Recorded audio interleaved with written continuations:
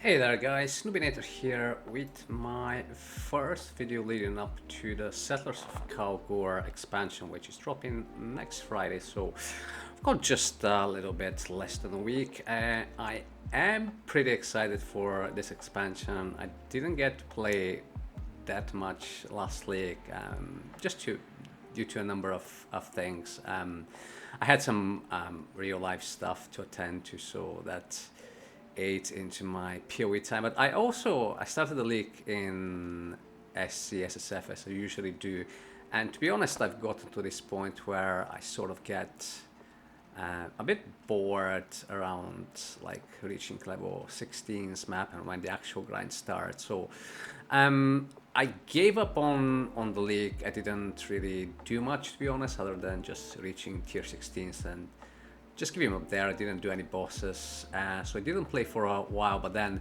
lastly got extended for a significant amount of time, so I did come back and I restarted the league just a few weeks before today actually, and this time around I started in hardcore SSF, which gave me a very different perspective.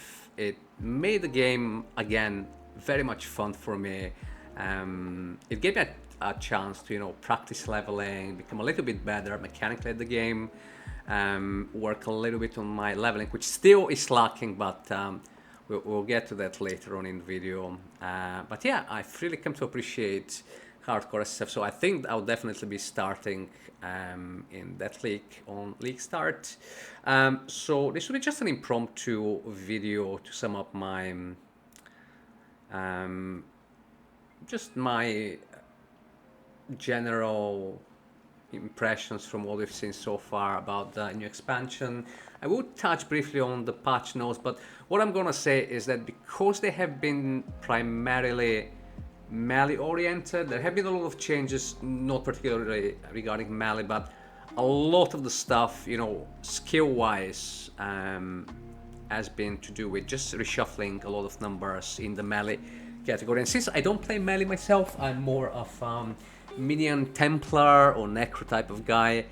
Yeah, I don't have that much to contribute. If you want, good sum up on the patch notes, there are a lot of other fantastic creators that specialize more in the melee side of things. So definitely check out, the video that Al Kaiser did. I'm sure that Karn would put one out too.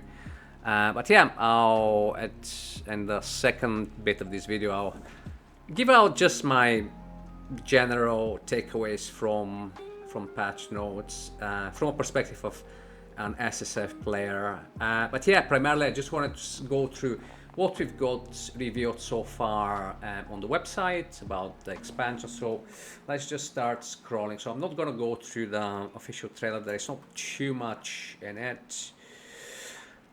So Settlers of KALGUUR, just giving us the lowdown of what's happening, the lower side of things, which we don't care that much about.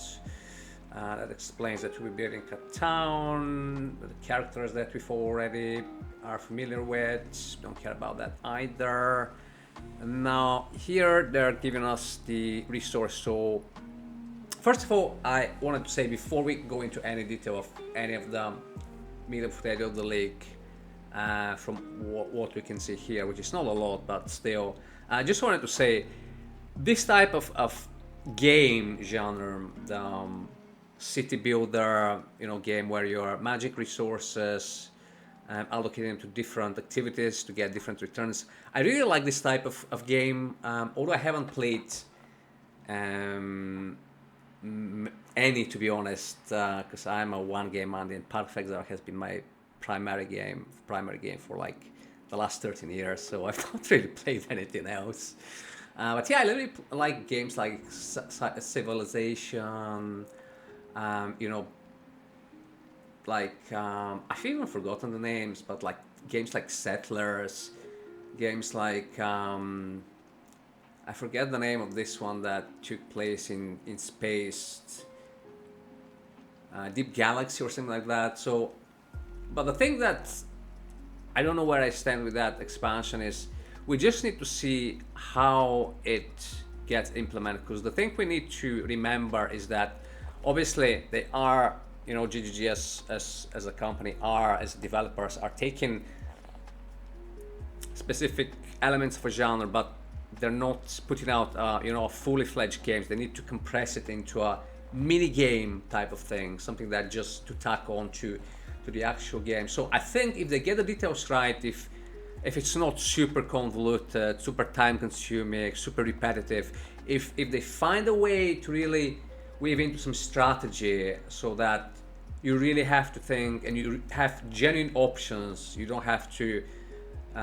just find the most efficient route for developing your town, or you know, choosing which shipments to do or whatever. But I really do have trust in GG. They've time and time again shown that as a developer, they always try out new things, and they realize when something is successful, they'll, you know, try to bring back some elements in later leagues. So I really hope that they found the right, you know, the right rhythm for this type of league mechanic.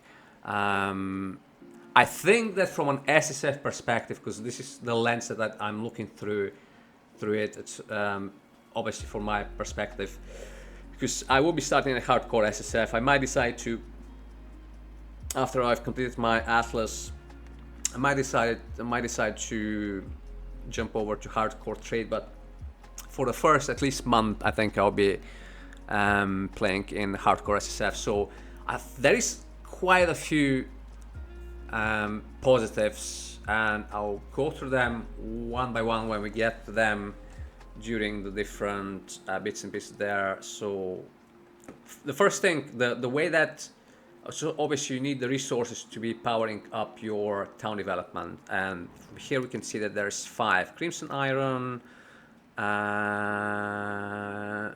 or Ori Chowsum, or however you pronounce that, Petrified Amber, Blighted Bismuth, and there was another one, Verisium. So 5 resources, not much to see here other than basically it works a little bit like Delve, but it's like Delve crossed over with Ritual or something. So you need to fight monsters to get the resource, if that makes sense. So I think that would be quite, you know, it will gel quite well with mapping, because you'll be just running through the map, fighting this, you know, extra encounters, which would be good for experience as well.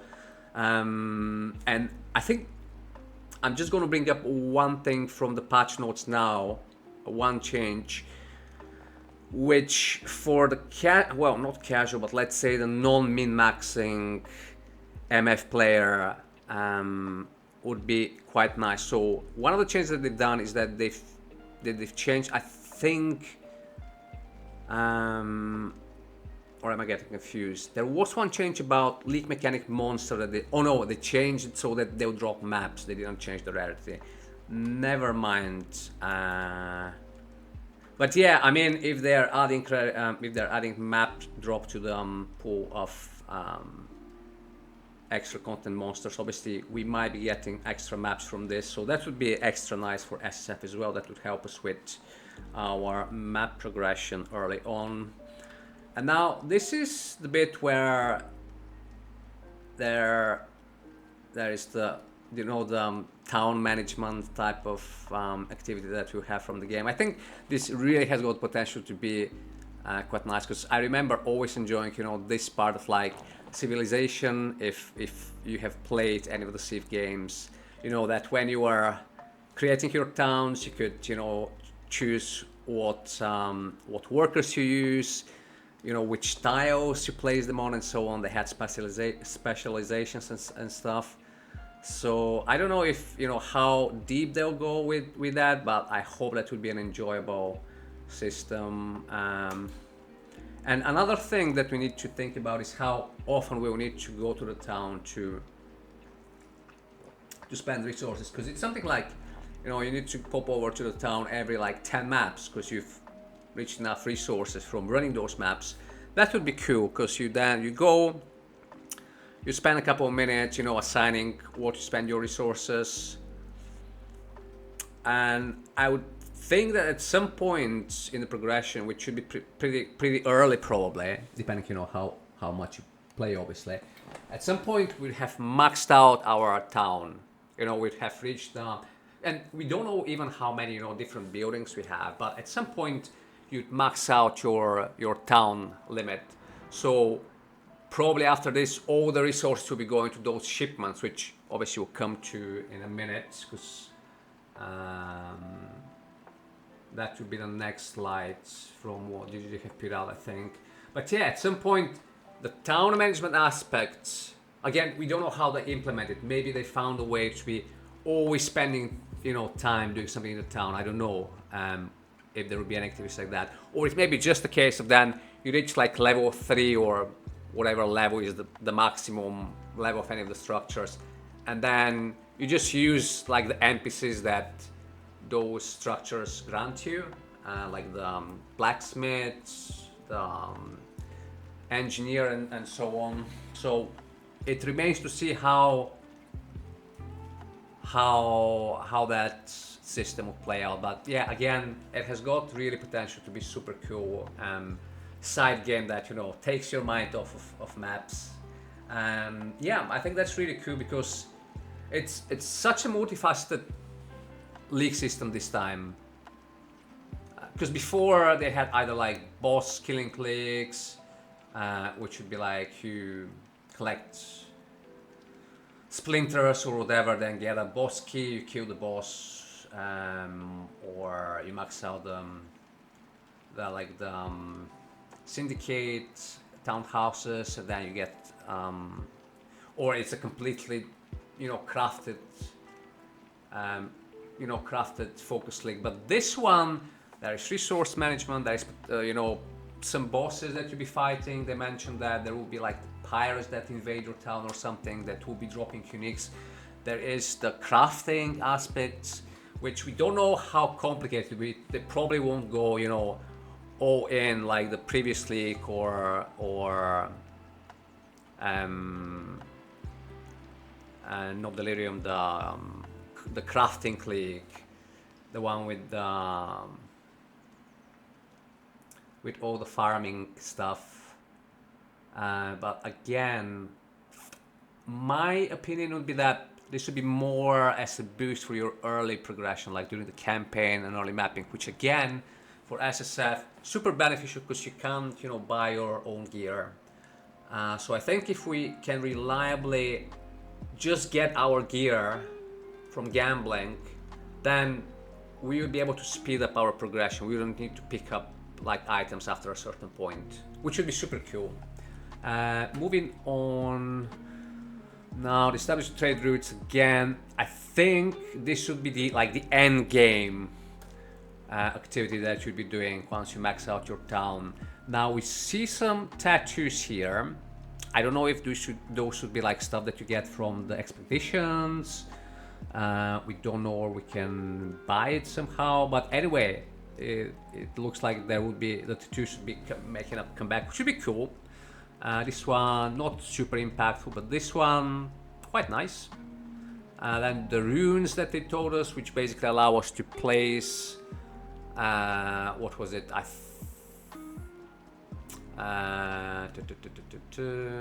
Specific rewards based on what you send them when you shipment. Where did it explain the runes?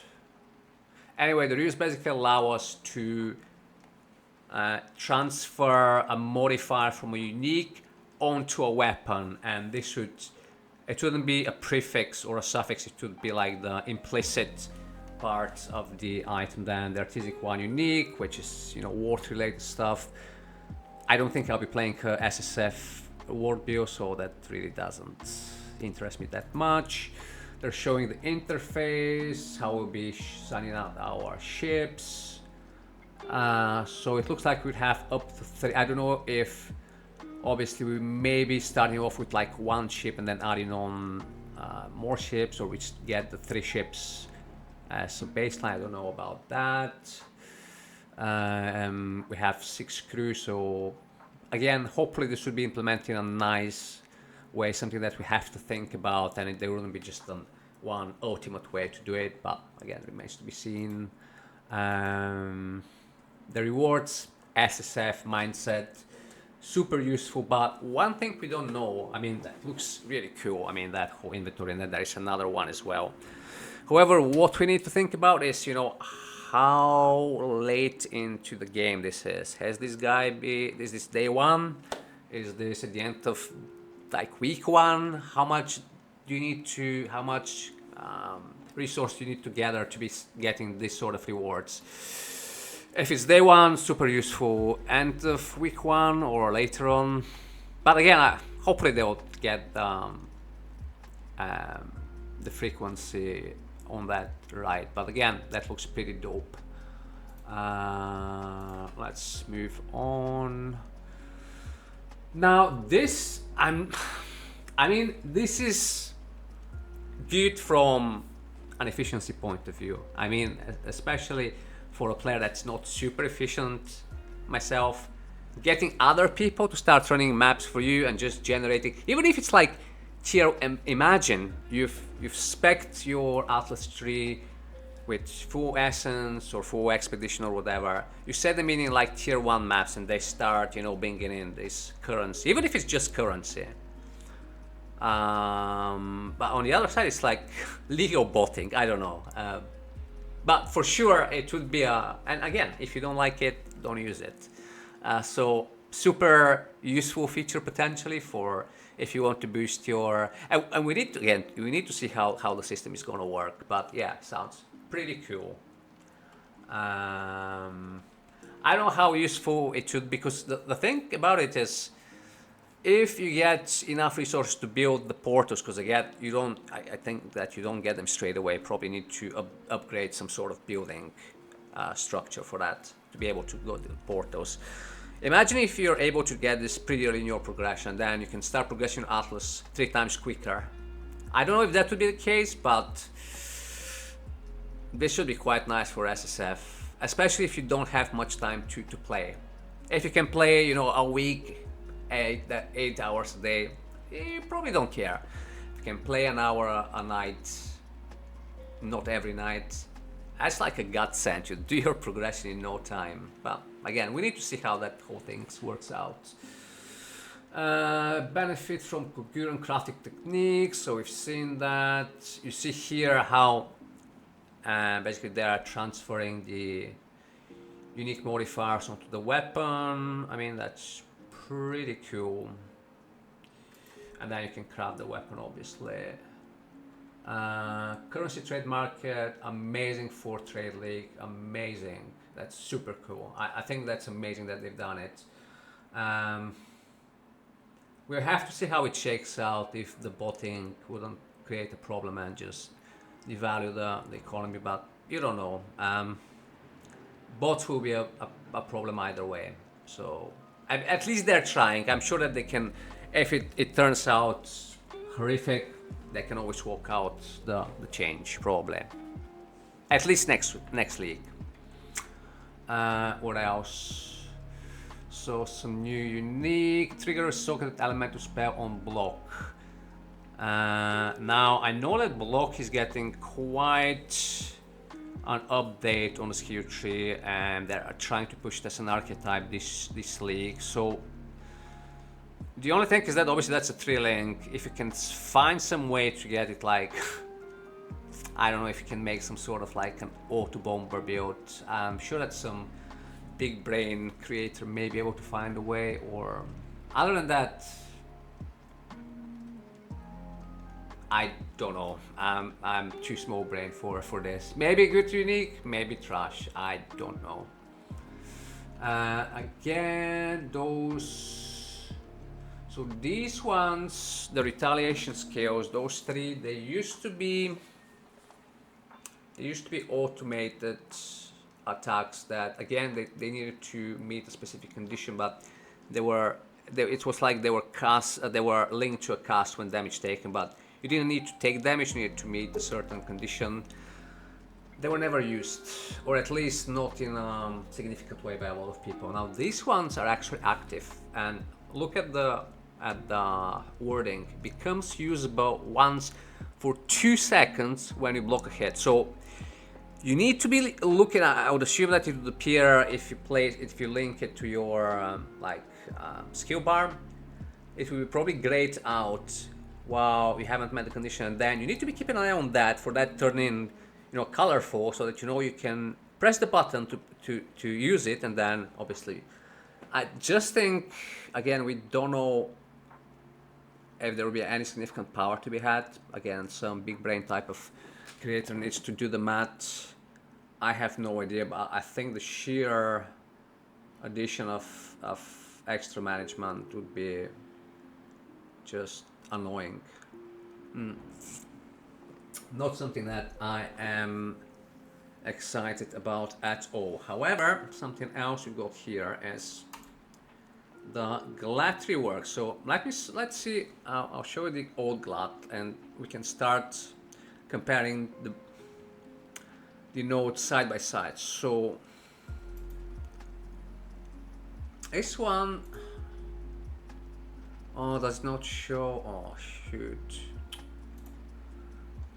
So the small ones are 4% increased attack speed and 4 movement speed, I believe. Now this has been changed to 10% attack damage and attack speed. So more attack speed, and instead of movement speed we get attack damage. Now this one, War of Attrition, I think that's a completely new one, which is insane. Deal 1% more damage with hits and ailments. Now remember the ailment side, because I think Bleed is definitely making a comeback this league. I'll definitely be playing a Bleed build at some point, probably on a GLAD. So we deal the 1% more damage to rare and unique enemies for each second they've ever been in your presence, up to a maximum of 100. So that's 100% more damage, and that's for like boss fights when the damage actually matters. So that is insane.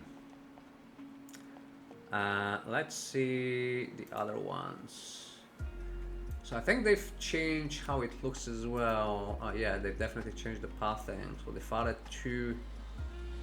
added like, have they added more stuff? Yeah, they have added more stuff. No, they haven't. Oh no, they have, yeah. So we got 1, 2, 3, 4, 5, 6, 7. 1, 2, 3, 4, 5, 6. Okay, no, same. Let's see the big ones. Gratuitous violence. Bleeding enemies, you can explode, dealing 10% of their maximum life, physical damage, and physical dot over time. Now that's been changed to. So first of all, it is in the old one. It's you need to take this first and then this. Here, gratuitous violence is first. So you start dealing.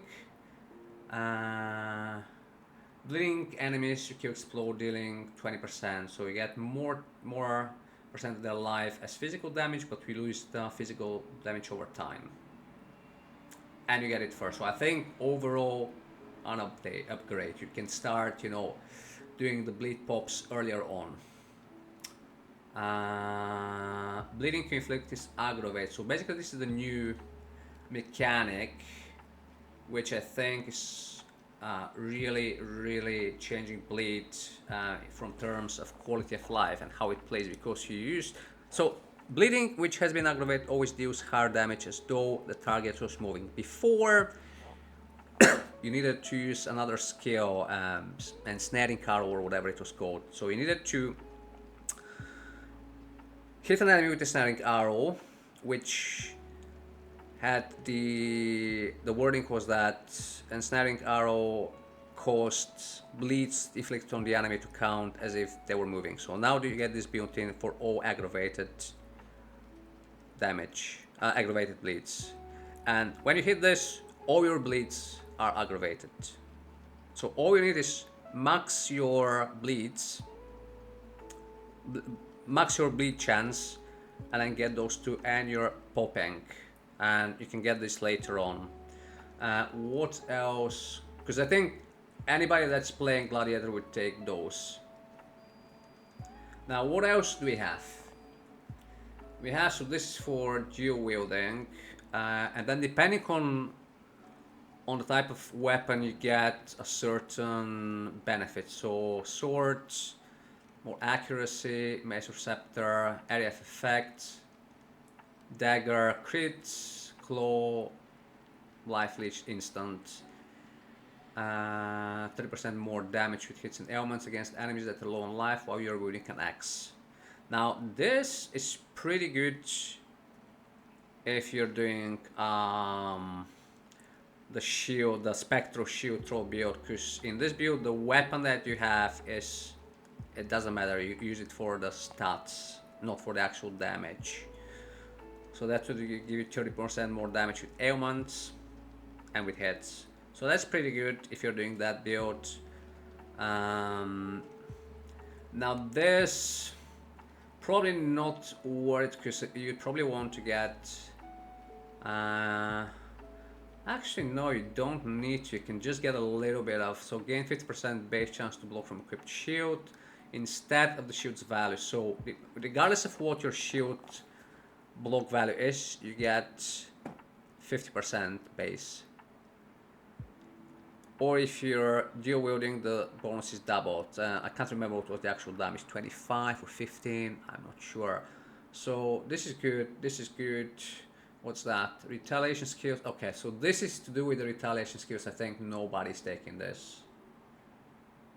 So yeah, I mean, this is Gladiator. I will definitely be trying it out at some point. Definitely not as a first build. We'll talk about my start a little bit in this one. I'm going to be making a different video altogether for my start, build and strategy. But yeah, that's the new Glad. Pretty excited to try it in SSF. Obviously you need some gear, so I wouldn't be starting that as a first build. Now the Warden, very cool, because they have done away with the Raider as an ascendancy, and the Raider was a really good starter ascendancy for SSF runs, because it had a lot of stuff that you'd had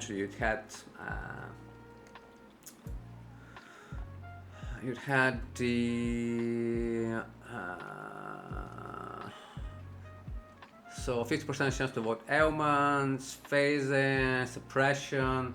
All of it was stuff that you'd probably get on in your gearing, and that was pretty early on in your gearing, so that was useful for just a bit. But that was a bit, because at the end you'd grow out of the benefits, you'd be able to get them on your gear. So essentially you'd either reroll or change into a different respec into a different ascendancy. Now they're doing away with that, and they're getting a new ascendancy, the Warden,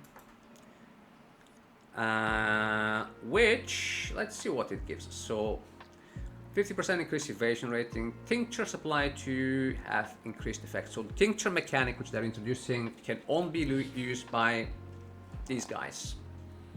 So get some effect, some evasion. Tincture effect lingers on you for 0.5 seconds per mana burn on you when the tincture was deactivated, up to a maximum of 6 seconds. That's quite nice. And again, think about the scenario when you are later on in endgame mapping. 6 seconds is a long time.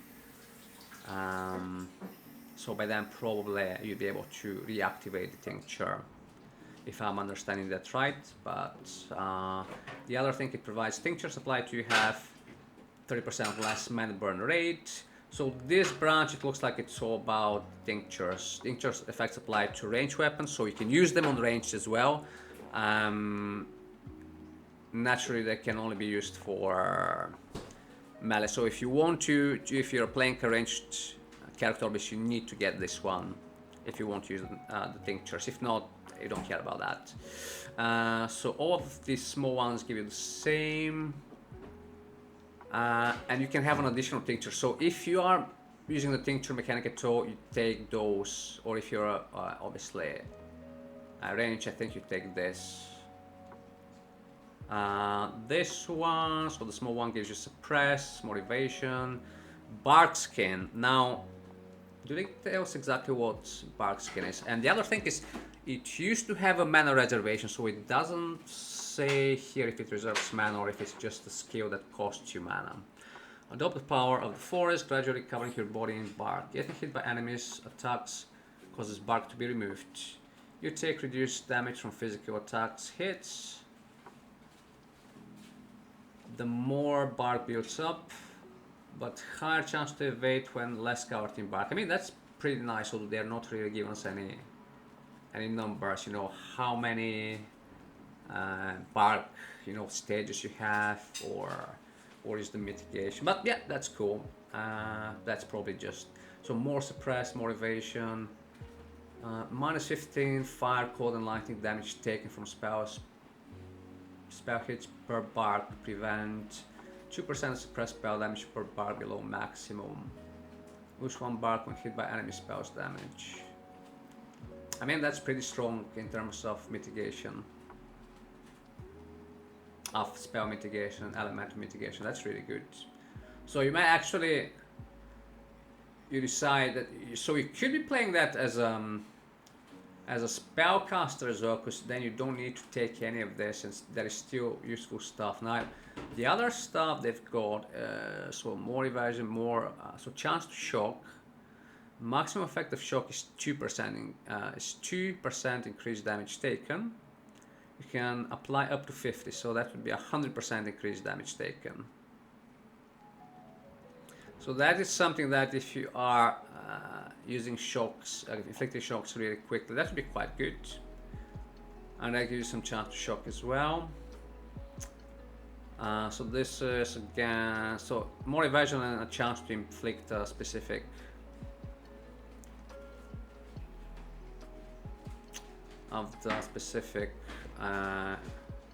ailment you're inflicting. So enemies you freeze remain frozen for at least 2 seconds.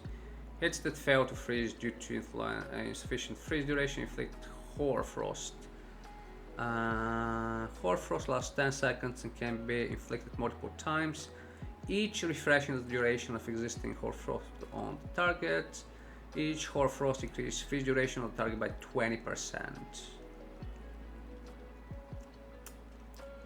Hits that should ignite stats Scorch. Inflict an additional Scorch on each enemy. Scorched enemies have their elemental resistance lowered by up to 30 based on the fire damage of the hit for 4 seconds.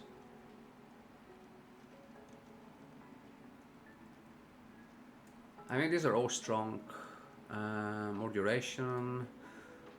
Avatar of the Wild grants level 20 Unbound Avatar skill. Gain 1 Unbound Fury when you inflict an elemental ailment with a hit on an enemy no more than once every 0.2 seconds for each type of ailment. You can gain Unbound Fury while unbound. Your hits always inflict freeze, shock, and ignite while unbound. 80 more elemental damage while unbound. I mean, that is crazy with something that can use all elemental, because that's how many, that's 1, 2, 3, 4. So I mean, you are really spoiled for choice because you want to get some survivability, but the offensive stuff is really good as well. Some sort of elemental wonder, and wonders I think would be making come back this league as well. We'll discuss that shortly on at the parts that I'll go over the patch notes. But yeah, I'm really liking this class, and I'll definitely be playing around with that. It looks, obviously it's a new toy, so it will be fun to play around with it. Let's see some of the tinctures. 87% increased elemental damage with melee weapons, 127% increased critical strike chance with melee weapons, 70% increased melee weapon attack speed. I mean, those are really strong. 20% chance to poison with melee weapons, 90% increased damage with poison. So what, melee poison? We can do melee poisons now? Maybe some sort, oh my god. 35% increased effects, 64% increased mana burn rate, melee weapon critical strike multiplier. Oh my god, those look really cool. Massive balance overhaul. So new bases, alteration to melee skills, block, rage, war cries, banner, split, impale. New base types with modifiers on endgame items, with critical strike chance on weapons. Yeah, those are all. Basically, this is the gist of the thing that they've changed now. So this space looks pretty cool. Obviously, this is nice. But one thing that I notice, which stems from them removing item quantity. So Ventress Gamble retains the increased rarity, but instead of quantity, it now has got increased mana reservation of skills. Which I think, I've never been a fan of magic finding. And I think that, I mean, I definitely like their decision, because it's like they were explaining, the developers were explaining, it just forced everybody into that play style of just using the same builds, because they're just so good. It doesn't bother me, because I'm not the type of player just to go for the most min-max things, but I think the type of person that you go for it, just, you know, having this amount of power just prevents them from having, you know, trying other things, because they felt compelled to just do the strongest thing. So I think that should be a good change for people that are shouting the loudest that they're unhappy about it, but whatever. So that should be quite cool, especially if you're using 2 Venters. I don't know what's the maximum mana reservation efficiency, but imagine if it's something like 15 and you're wearing double, you know, Venters. Obviously that would be quite late to the game, but some possibilities there. Nice for SSF. I mean, all the changes so far have been really cool for SSF, and obviously they got the automated trading for trade as well, so that's cool. So they've done a lot of reshuffling of scarabs. That's too wide of a topic to go into, because there is literally like tens and tens of different scarabs. They've put in new types of chisels as well. Now, one thing that I'm not sure about the addition of the chisels is that whether that they do the drop rate for normal chisels, or would it make mean that we're going to be getting less of them, because that's something potentially could be. But I suppose because you just need one for like lower tier maps to get into 20 quality, I think that be offset, so that should be fine. Console, we don't care about that. The supporter packs. I mean, I've not been a huge fan of the direction that they've been going in with their art for a while, although they've got some bangers, but this time around, let me just quickly have a look. Not the Paladin. I mean, the Paladin is pretty cool as well.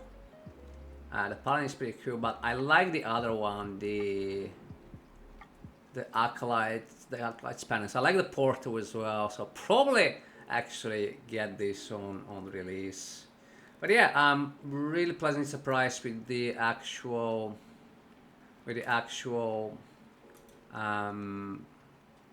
not the patch itself in terms of mechanical changes and stuff, but the actual league mechanic. I think it would be really cool, and I'll just quickly go over some points that they've taken from the patch notes. So the melee players, again, that was very much, although there've been some just generic changes of skills, like a lot of spells got slightly nerfed leveling and then working up to their end game potential as of the previous patch, and then some reshufflings slightly of their mana cost. So not too impactful, I think. I've definitely not felt, you know, struggling in leveling, even if you're trying to be a, you know, I know that probably if you're trying to go really quickly, those changes should impact you, but for somebody at my level of play, it does not make a difference. I don't really care about speeding through the campaign. If I do like 7-8 hours, that's fine. So I'll take my time, you know, gearing a little bit more, that's fine.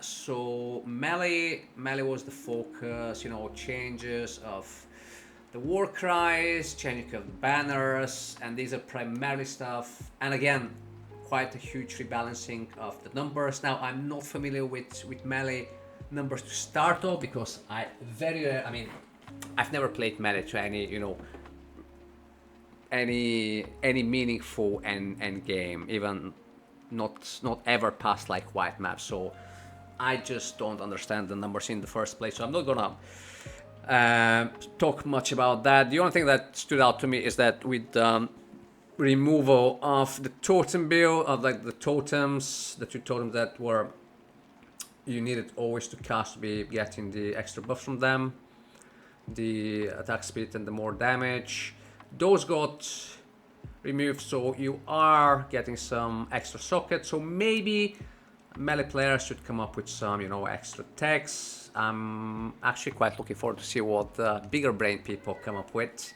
Now with the gems, I believe there was a note somewhere that more power of the skills, of the melee skills, got tied together with the gems rather than with weapons.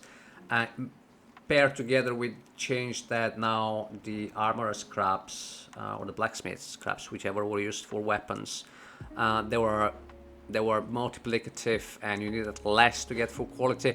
I think that would obviously, at least that's what I think logically would happen, is would make melee leveling a little bit easier.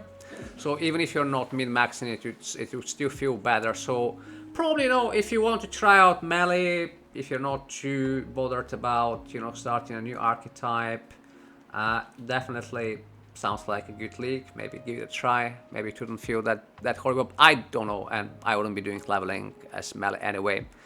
I don't think I'll be playing melee early on in this league, but yeah, I'll definitely get around to trying out some at least. Now the reworks that they mentioned, the banners, the rage, the tinctures, the retaliation skills, and one thing I've not added on, but the war cries, they've added for each of those mechanics that they mentioned that they've added on stuff on the skill tree. So the way that it looks to me is that they're changing those mechanics to be good as long as you invest into the skill tree in different stats that make the mechanic better, whether it should be, you know, duration or cooldown, or it may be that it requires to feel smooth, which more so for the leveling part when you're struggling and you're thinking which part of the tree I should be investing my points. Now that it sounds to me like that you'd need to either take away points from something else useful, whether it be damage or survivability, and invest in those mechanics.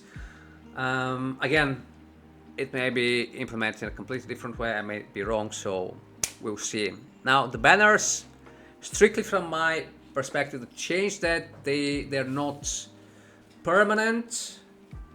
That is a straight up loss of quality of life, because I was a player that was not min-maxing them. I know that if you min-max them, you'd always drop it when you're doing the boss. You'd get the extra benefit when you drop it, because I think for each of the banners you'd get like 2 permanent buffs, and then when you drop it you'd get the more aura effect and the increased duration and another buff.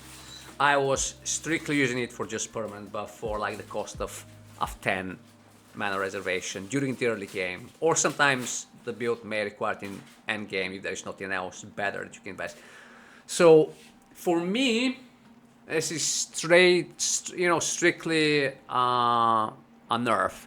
For somebody else that is min-maxing the mechanic, I've seen a really cool Captain Lance video where he was talking about the banners, and he did say that most people would say, oh no, it's a nerf. And this is why I think most people would say it's a nerf, because we just use them as, you know, some cheap stuff that you can get for, you know, cheap. I mean, really good benefits sometimes for like cheap, and it's like fire and forget. You just reserve it. That's it. You're not timing when you have to drop the banner. You're not. You're just activating it. That's it. Now I think the numbers. They said that they were banners. From what I saw, to be honest, I was not. Let me actually bring up the banners and we have a quick look. So banners. Okay, so banner rework. Do they show the actual? No, they don't show the banners there. I want to see the actual gem. So defense banner. What does it give us? So the 5 more air effect and more aura effect. That was what we used to get before. So banner grants 8% increased movement speed. Whatever. 8% chance to suppress spell damage. That is conditional, which for hardcore means it's crap. Nobody uses conditional buffs in hardcore. At least I wouldn't beam. Increased movement speeds, okay. It also grants -5 damage taken from suppressed hits. Again, conditional when you have in maxed out suppression, and if you're relying on that. Before, I think Defiance Banner, because Defiance Banner was the one that I used to always use. It gave you more armor and evasion and less critical chance. I can't remember if it was reducing the critical chance of the enemies or the damage, like the percent damage from criticals, but one or the other, which is in both cases really useful. Now the next one, Dread Banner. So that actually, this banner used to be the one that you'd use for Impale builds. Now it gives you 4% chance to block attack damage to your allies. Banner also causes you and allies to recover 9 life when blocking a gem level 1, scaling up to 34 at level 20. So nothing to do with Impale anymore. It just gives you some. I mean, maybe a glad. I mean, I don't know. I think they've made chance to block attack damage so much more accessible on the tree that, and the amount that you're regenerating, and the fact that you're not always getting the benefit. I think that one is dead on arrival. There should be another one. War Banner. 8% increased accuracy rate to your allies, 4% more physical damage with melee skills to your allies. So that one, I think that was pretty much something similar it used to give us. I remember that was one that gave us accuracy rating, and that's more physical damage. I mean, that's possible, but again, for me personally, because I'm not going to be min-maxing the way that we play that, it's just makes it irrelevant. I may be adding it on, I may not. Rage, now again, because I don't play a lot of melee stuff, and I hardly play melee stuff, so Rage, mechanic I've never interacted with outside of once. I think I was playing a spellcaster, and I was using the Rage skill. Now, from what they've done with it, they've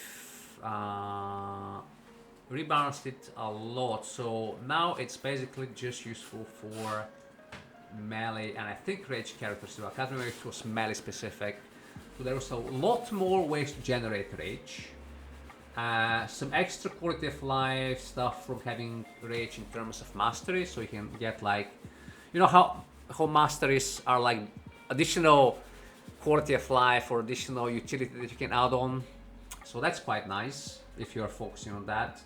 So more attack damage, but less speed, less utility, because you're losing the. I think it used to give you cast speed, and then the rage skill used to give you like less damage taken. It would also give you, I think, cast speed as well. The numbers are a little bit, the actual details are a little bit fuzzy at this point, but yeah, that's why I was using it as a caster. So now it's straight up unusable for a caster, but I think Captain Last was saying that rage is much better for actual melee, which maybe quite possibly is the case. Tinctures, again, melee and ranged. NPCs in town could sell tinctures. That's one of the things that they mentioned. So I don't know, could you maybe start using some OP tincture while you're doing the campaign run? Maybe, we don't know. Retaliation skills, I did say I think they're just, for me, they're not something I'll be using at all. Now, endgame improvements. This is something of the stuff that I was a little bit more interested in. it was more relevant to my knowledge of the game and, you know, my experience with the game, because melee is definitely not my strong suit. So SSF friendly league, very much so. We've got crafting, which I think could be especially good during the campaign, as I mentioned earlier on. We need to see how it works exactly. But if the encounters are quite quick, we'll see how deadly they are, because I'll be starting hardcore. So if you get some overtuned guards, you know, monster that you need to overcome to get the resource, I don't know, man. I don't know if it would be worth it. But if they are reasonably quick to go through, I think it would be very much worth it. Depends how quickly you can get through it. If it takes too much time, I'm not gonna bother. If it's, and again, how much resource or how much gold do we need to get those items, and how many do we have to gamble for on average to be able to get reasonable items? So again, some questions we can't answer just now, but definitely could be really good for SSF, at least for like the early progression. Worst case scenario, if you're unlucky in the campaign and you get to the end of the campaign, maybe you'll be able to farm gold and then just plug up your missing items for progressing to maps. Although, to be honest, realistically, you'd always be ready for maps. At least I've never been in a campaign run, and again, I take my time. I would definitely get to maps slower, but you know, for me, it's not a sprint. I just want to get to complete the Atlas within like 5-6 days. I'm happy with that, because I'm the type of player that, you know, I like to play the league for the whole 3 months. I don't do the whole content in 3 days and then by the end of week 2 I'm tapped out. So the change that caught my attention, the Nameless Seer. Again, we need to see what's the spawn chance. If it's like retardedly rare, you say it like once or twice in the league, well, not much benefit. If you actually are able to see him every, you know, even 40-50 maps, that would be really. And we need to see what, you know, what uniques, if they've what the actual drop chance of the uniques, how is it skewed. But yeah, potentially could be something very useful. Scrying maps, again, the really good change for SSF, because if you're farming a divination card end game, sometimes you just need a divination card which is native to a really bad layout, and you need to grind it yourself because you can't buy the cards from someone. This would make it so that you can scry those cards to a map that you like running, that it's quick to run, good layout, etc. So that's really good. In Trade League, obviously, you can just use run the better map and get the currency and then buy the card, but you can't do that in SSF, so really good. Bringing even more content in endgame mapping, meaning that they're bringing back the Wild Dude, they're bringing back Sentinels, which I'm hoping that with Sentinel for sure they've streamlined it a lot. You don't have the leveling tree, you don't have the Sentinels items that you need to store, so they just accompany you, they give you, I don't know if it would be rarity, they're probably not giving you quantity, because GGG are definitely stopping that this league. But yeah, they will be giving you some benefit, and I think you just need to press the button. So you see a big pack, press the button, boom. So good, you know, quick mapping, conducive gameplay, so happy with that. Major scarab rework. Oh no, extra content mobs now drop maps.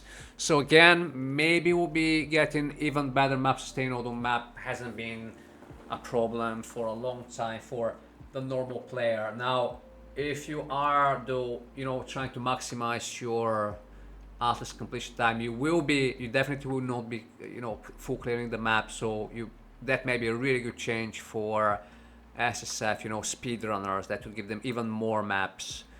So that would probably mean that they would need to interact with Kira class because they would just be getting them. But we'll see how that actually shakes out. Maybe that has been balanced by GGD, so you get less maps from like the other, like the normal monsters. We'll see how that shakes out. Scarabry work. Again, I always, when I was playing in softcore SSF, I would always like tap out from just before you start like really pushing your end game gameplay cycle, you know, and like putting in scarabs and maximizing your mapping. I just get super bored because yeah, I don't know, softcore just wasn't super interesting. You just don't feel any sort of like I don't know how to say, maybe there is no way to your actions. And then I'll also start dying sometimes pretty often because I just wouldn't care about my map modifier. So before starting hardcore, I would just do whatever maps I wrote. So yeah, I was never very knowledgeable in how, you know, which scarabs are good, what combinations. So I'm hoping that will be something that I would, you know, delve into this league. I will get experience with this type of endgame. Now T17 is more accessible to the average player, good. Vault puzzle box is more accessible, good as well. Quantity of items on items found stat nuked. So they've completely removed that stat from equipment, which was a handful of uniques that if you wanted to do MF, you felt absolutely compelled to basically be using very specific items for your build, which was very restrictive because people would just be running the exact same blueprint, whereas now they are retaining the item rarity stat which you can get on the rares, so there is a lot more diversity of what items people can wear and still be MFing, so that's cool. And again, the thing I mentioned about Ventress Gamble, that you get mana reservation efficiency, and you also get that on one of the timeless jewels, which used to give you item quantity. Now player balance, the DD nerfs, it has been hit quite bad. Spectre corpses can be reliably used for getting high DD damage, so those were some of the special corpses that you'd want to go get add on to your Desecrate Pew and then use them as your main monsters to detonate. And if you detonated like one of the normal monsters in the map, you get a lot less damage. So that's nerf 1. There was another one. The Desecrate corpse level got changed from from level 100 to level 80. So those two nerfs, again, that's again a build I've not really taken very far past. Like, I think I've played DD once into just like normal DD. Felt good to play until T16s, so I'm not super knowledgeable. I've only played the build once to any reasonable progression, but from what I've heard, it's been pretty bad. Endurance charges got insane, so instead of 4% additional elemental damage, elemental resistance, which is again a garbage stat, which you can get from your gear once you progress further. It's useful early, it's useless later on. Now you get 4% additional elemental damage reduction, which I believe includes source of dot damage as long as it is elemental dot. Super strong. If you get a lot of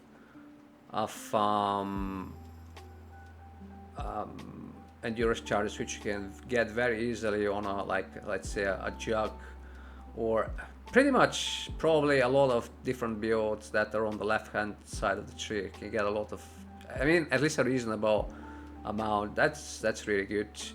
No more Divine Blessing, huge change again. A lot of builds used to basically, let me show you.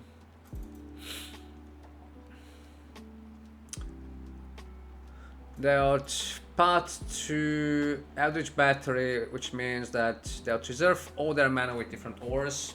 They'll get same amount of ES, and they're gonna use Divine Blessing with Nora to get essentially an extra aura. Now that's done, which will mean that a lot of people will rethink their builds. That was for a lot of people, and that's probably something that you should be careful when you're choosing your build for next league. If you see any build that would have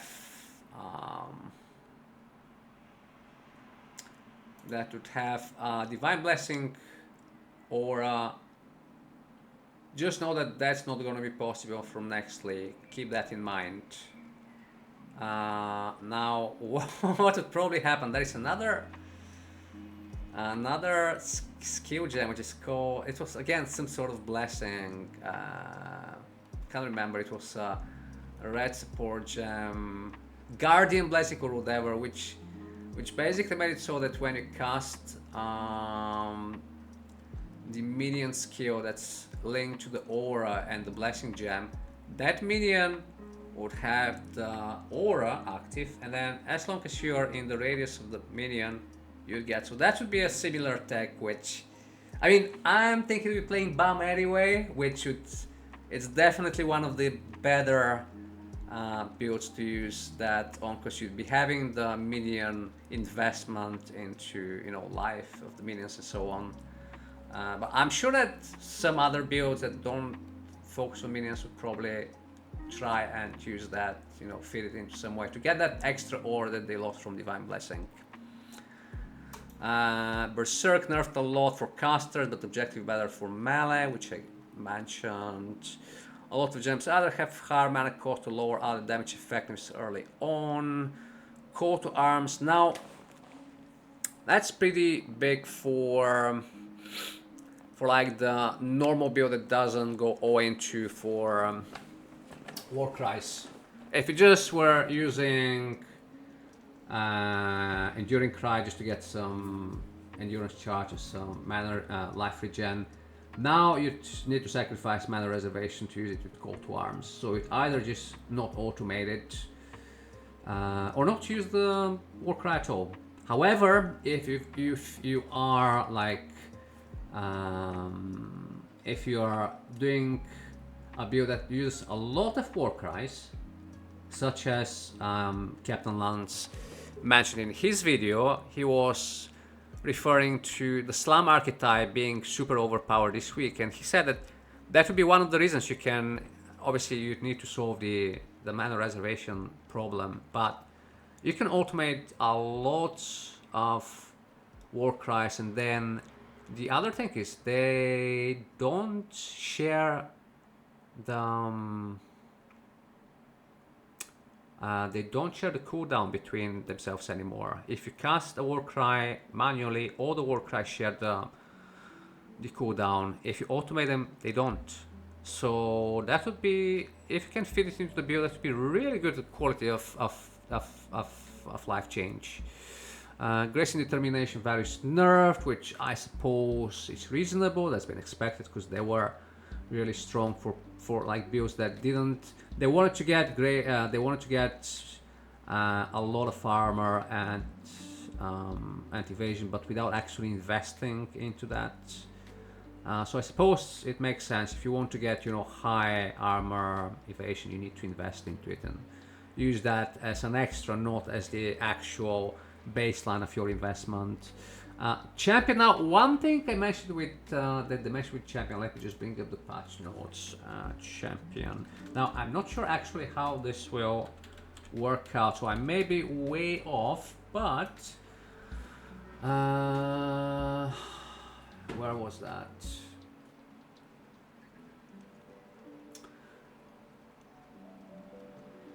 Unstoppable Hero Ascendancy skill has swapped position with Force Shield. Unstoppable Hero no longer grants 500 to armor and evasion, cannot be stunned. Instead, now provides nearby allies. Yeah, instead, Unstoppable Hero provides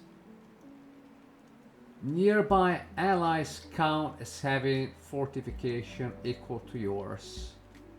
So now minions are allies, and I don't know if I'm completely off kilter here, but that was just that was the only thing that caught my attention here. I'm sure that there is, you know, other stuff in the champion stuff, a little bit of obviously nerf of the how much fortification it gives you, the banner skill stuff, which again, if you're playing banners, obviously, let's see if it's so. The inspirational tendency no longer provides banner skills have no reservation because now they don't. Now it grants when you leave your banner area, recover 30% of value consumed for that banner. Okay, yeah, that's reasonable. But yeah, what about fortified minions without having to invest into some ridiculously expensive animate guardian? I mean, wouldn't that be cool? But again, I don't know if you'd go to that ascendancy just for 45 minions. I'll leave it to the other minion players, but I don't know. That's something that I might test out at some point if I get bored into the league. Maybe we'll come back to that bit. Gladiator, we mentioned War of Attrition OP. Again, aggravated bleeds. You don't longer use. It's not snipe. It was ensnaring arrow. So I think we'll definitely be trying that out at some point. Items. Adorn's been nerfed significantly, but I think that was probably. I mean, it still is overpowered if you manage to get, you know, max row. It still get 100% increased efficiency, but now you've got the chance to get 0% or 1, which is pretty bad. At least you were guaranteed at least 50 baseline before. Taste of Hate, that's gone bye-bye because now it doesn't give you the percent physical damage taken as elemental, which was the crucial stat on it. It no longer does that. We've also seen a lot of sources of physical taken as elemental gone. You can't get it from the Syndicate. There was one mod for helms, which was, I can't remember, Corel or one of the other guys, and then there was the Gravicious, which was on armors, and that was the better one because it was like a dual elemental taken as damage. Those are all gone. Taste of Hate is gone. I believe there was this task taken away from some Timeless Choice, but I may be mistaken. Now you've still got the armor. What's it called? The one which is super popular for Pathfinders. Can't remember the name of it. But anyway, most Pathfinders, and not only Pathfinders, I mean, it was insanely popular.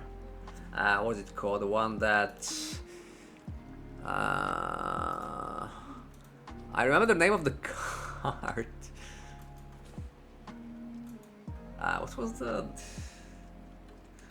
armor uniques? I'm so bad at remembering names.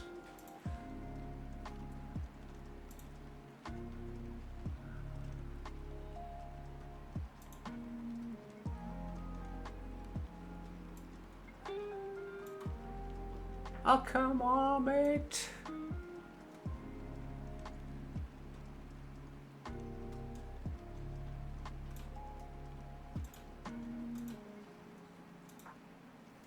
I'm committed now. I need to find out the name of it.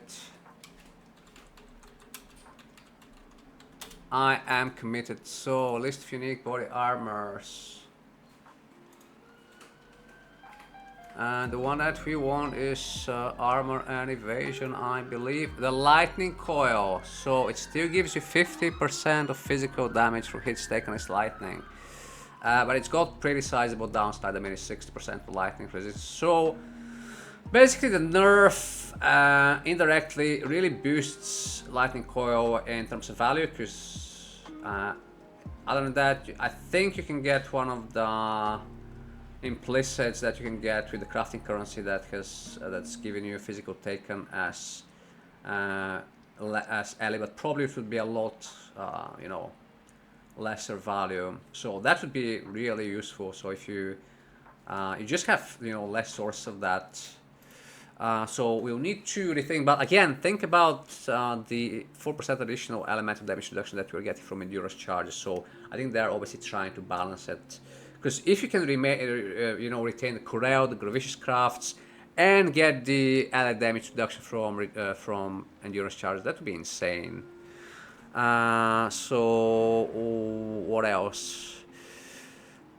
Oh yeah, the last thing, the new bases, they were listing the increased critical chance and attacks per second on many of the wand bases, which would be really good for wands. And there's a few things now that you mentioned wands. Let's go back to the wands, and I think was it elemental hit? We wanted to see elemental hit. No elemental hit? What was the name of that skill? Anyway, that was one of the elemental skills that you could use with a wand, which did receive somewhat of a buff in terms of its flat damage. So that, I think it would be a good build, a good league to try out, some sort of wonder. It could be maybe a physical impale wonder. That's an archetype that I've wanted to test for a while. But yeah, these are some builds that I'm interested in. The Bleed Glut, the Wonder, maybe Elemental Strike on the new Ascendancy, the Warder, or maybe if it's on a different skill, again, might be a Wonder on a Warder, that would be cool. But what I will be starting with is, and I'll be making my next video for that just after I put this one out, is it's going to be some sort of Templar